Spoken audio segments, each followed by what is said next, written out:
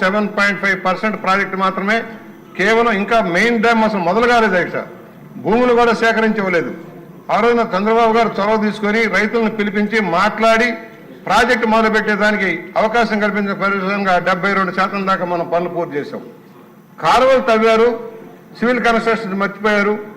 దాని ఫలితంగా ఎక్కడ వేసిన గొంగళి అక్కడే ఆగిపోయింది.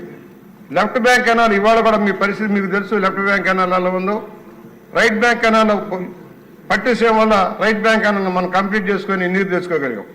ఇవాళ డయాఫ్రామాలు పోవడానికి కారణాలు ఎవరు? అధికారంలోకి రావడంతో ప్రాజెక్టును పక్కదారి పట్టించారు. మెయిన్ కాంట్రాక్టర్ని తప్పించారు.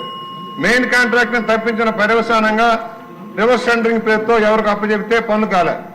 2 సీజన్ల అధ్యక్ష మేము వెళ్ళాం, వరదలు వచ్చాయి, మేము బోట్ల మీద వెళ్ళాం, లోకేష్ గారు కూడా వచ్చారు, మేమందరం వెళ్ళాం, చూసాం పరిస్థితి.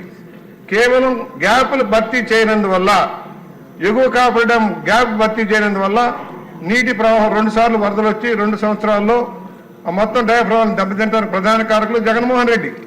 జగన్మోహన్ రెడ్డిని ఇవాళ జైల్లో పెట్టాలి సార్. ఈ ఒక్క ప్రాజెక్టు మీద జైల్లో పెట్టాలి. తను తప్పు చేసి తప్పుని తెలుగుదేశం మీద నెట్టడానికి చేసిన ప్రయత్నం.